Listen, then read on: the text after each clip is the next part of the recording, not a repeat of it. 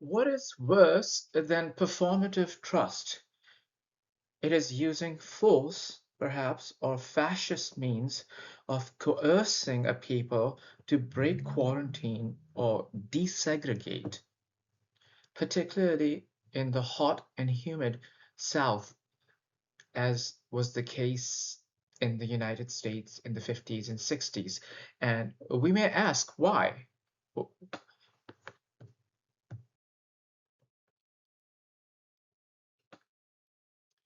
An important answer as to why desegregation was forced is this, perhaps. Maybe desegregation was coerced into society because non-whites were once again, after the Civil War, were being exploited for their labor and for reproductive purposes, despite the end of slavery. This may be viewed as true even today, perhaps.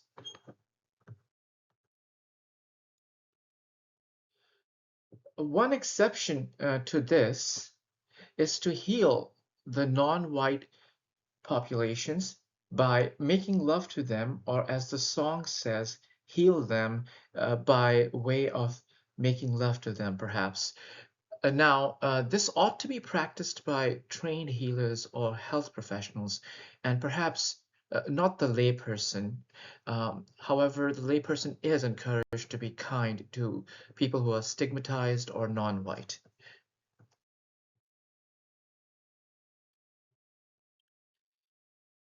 Another reason for forcing desegregation was perhaps this.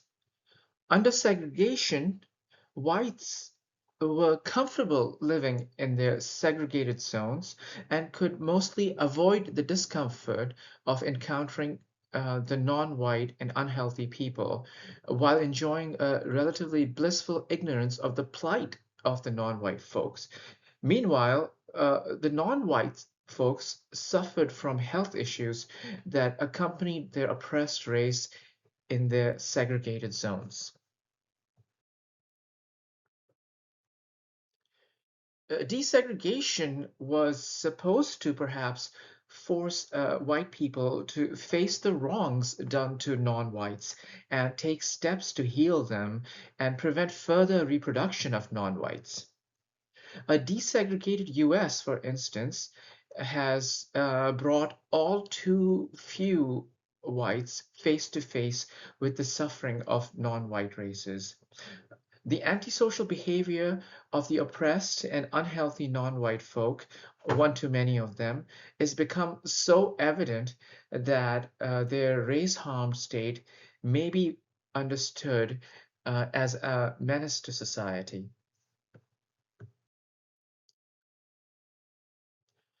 Unfortunately, one too many may have predictably become desensitized to the suffering of their fellow man. This is predictable since this is the state of affairs in most developing third world low income countries who do not have the willpower or the leadership to segregate, quarantine, heal, and manage the populations of their race harmed people. It has come to a point where newspapers in the US are hiding crimes by non-white minorities, and the public has become largely desensitized to criminal activity resulting from the harm state of the non-white ethnic minorities. For one too many, the gains from racial disparity and desegregation, like an inherent hierarchy and unspoken racial health, social, and historical advantages, seemingly compensates for the occasional riot and frequent antisocial criminal activities.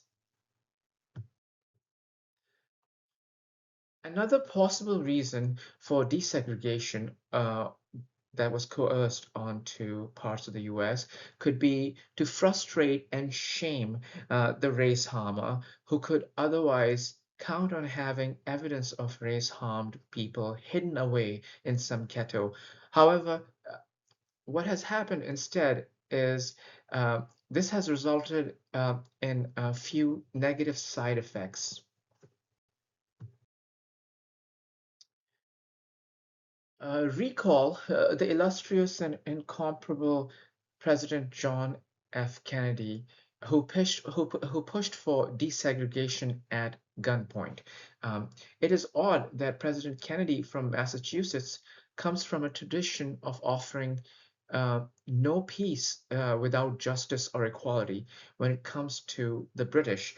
However, when it comes to our own people in the South, the Southerner must be peaceful and coexist and embrace peace at gunpoint, despite the injustice of inserting the race harmed Australoid into southern downstream locales like the southern states of Arkansas, Mississippi, Louisiana, and Alabama.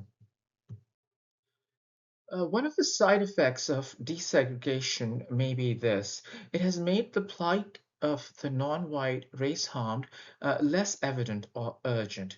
Race harm is now a lot more subtle and sophisticated as a result of this forced desegregation.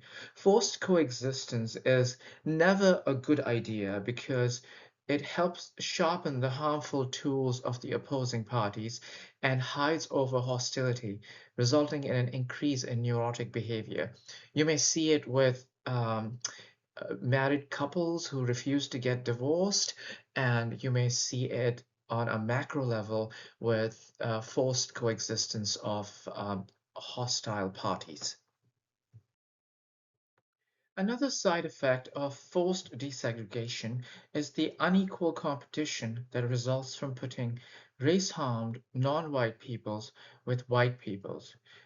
As the comedian Chris Rock says, you have to be superhuman to be accepted as a non-white person in white-dominated activities like athletics. Now that the victims of race harm are pushed onto and are placed in close proximity to the race harmer, it is likely to aggravate the race harmer, who is even more likely to harm the race harmed non white minorities. This is akin to forcing a rape victim to marry the rapist.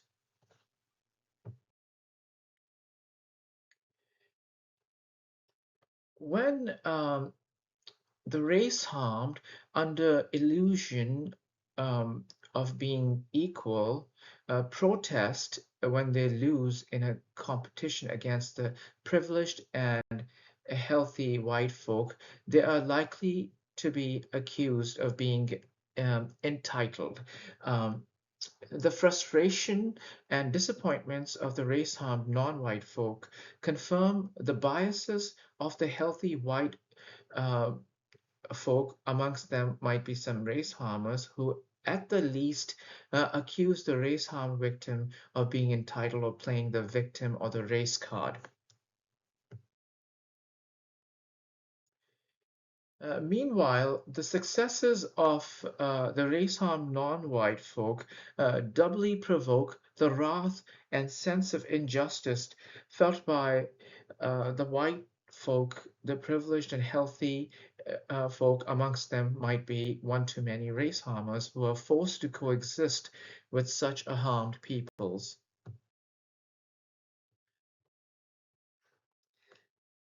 As race-harmed non-white people are forced to coexist with healthier white people, the competition between the two races lowers the quality of life of both. Competition almost always worsens the lot of peoples, as is evidenced by any racially disparate, overpopulated, overcrowded country. If you include non-whites without healing them and restoring them to health and whiteness, you are likely to lower the quality of life of everyone. But Even in moderately populated first world developed or high income countries, we see that non-whites, when they are included into a healthy population, end up compensating for their non-whiteness or their race harm state by often worsening the lot of everyone involved. For example, the inclusion of non-whites into American football has made the sport dangerous and injurious to the point of the sport becoming uh, composed primarily, number one, of non-white players. When it was a homogeneously white people sport, the whites used to wear leather helmets and padding at best. Now, people, whether they're white or not white, the players have to wear a military grade armor, and people are still ending up with life-altering injuries. Now, basketball is moving in a similar direction. Um, whereas uh, uh, when the sport was primarily dominated by homogeneously white peoples, um, uh, people were safer and they didn't have to wear face masks and try so hard to get out of poverty. This is a natural outcome of using non-whites for display and entertainment instead of healing them into whiteness and health. If you do that, you will naturally end up getting these monstrous gentlemen who try harder and harder to compensate for their stigmatized skin and their poverty.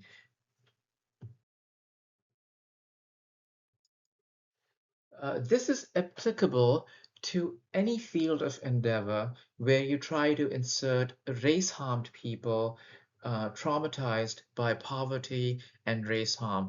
It applies to athletics, applies to law, medicine, and academia. An anecdote illustrating this phenomenon goes like this. I stumbled upon a group of white lawyers in the United States who were discussing a work-life balance. In their midst comes a Hispanic illegal warehouse worker who had recently started working as a lawyer. This Hispanic lawyer's response to the grumblings of white workers and complaints about their work-life balance was this. I can, he said, the Hispanic worker goes, I can outwork all of you and be underpaid, and it still improves my lot and not yours.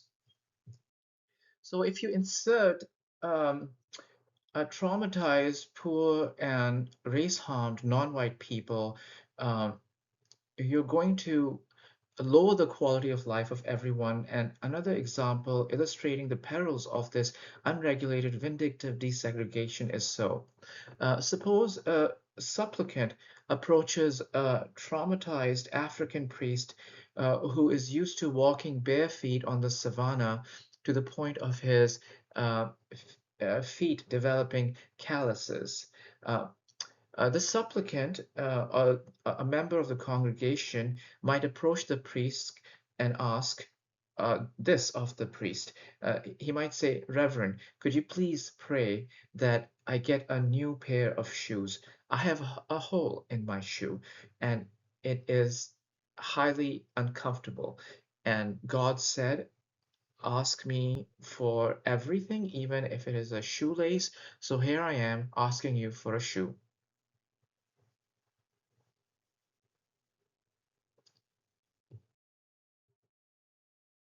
The priest is likely to find the request of the supplicant spoiled. He might view the congregation, member of the congregation as spoiled, and he's likely to laud the merits of poverty and suffering and the importance of going bare feet, just as he had, thereby bringing down the quality of life of the people around him. So, another example of why forced desegregation may not always be ideal um, is the following, which comes from a real life incident. At a top Ivy League university, um, the student government was asked by the administration if uh, the university uh, should include raspberries as part of the diet of undergraduate students at dining halls.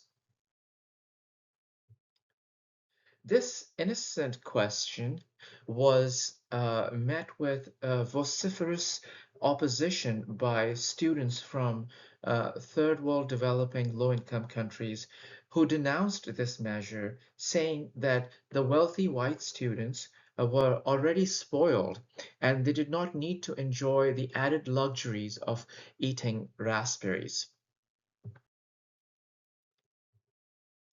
The moral of the story is this: when you refuse to quarantine, manage the population, heal, restore, compensate the race harmed, traumatized, and simply insert them into the general population, you may end up worsening the lot of nearly everyone in the long run. There is a deeper and more important lesson.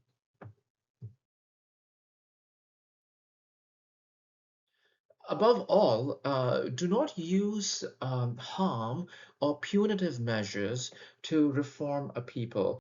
Do not use punitive measures or pain or suffering to reform people, because when you do that, you get the racial and financial and psychological disparity, which results in conflict and drags everyone down eventually.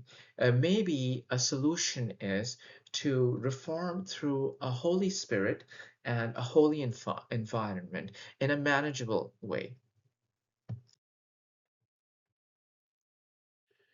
Unregulated, convenient, ineffective, and inefficient desegregation also results in diminishing the importance and urgency uh, of healing the race harmed from their harm state. If a race harmed non-white people are told they are the same as everyone, particularly the healthy white folk, or they are equal to the healthy white folk, uh, when they have not been healed, it takes away from everyone a more just, equal, and healthy society. We would like everyone to have equal rights, but we're not presently equal at all. We would like everyone to be equal. Uh, Unfortunately, we're not equal at all. This inequality does not mean that you should harm people. It simply means that those who have been harmed need to be treated in a better manner. So the US may have desegregated deliberately with the intent of bringing about racial xanthocroid homogeneity and equality.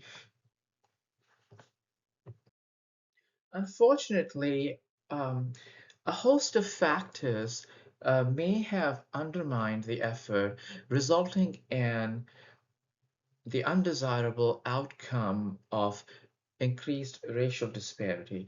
The first of these factors undermining desegregation is the opening up of immigration into the US from non-Northern European countries uh, with the Hart-Celler Act of 1965.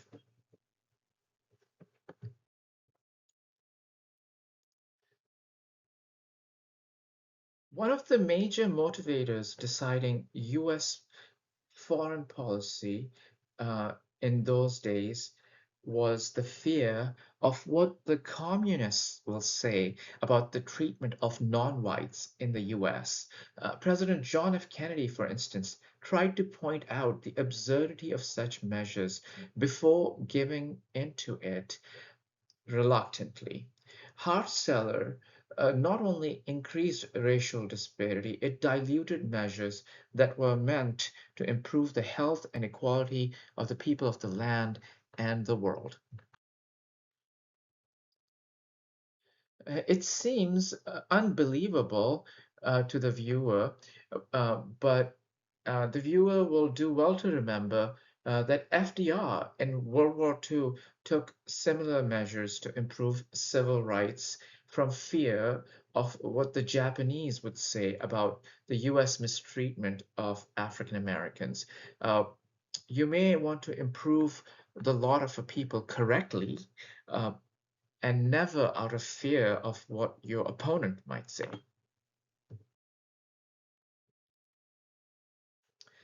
This tendency might have arisen from a psychology of one too many US high schoolers who want to be popular and value popularity over doing the right thing, perhaps.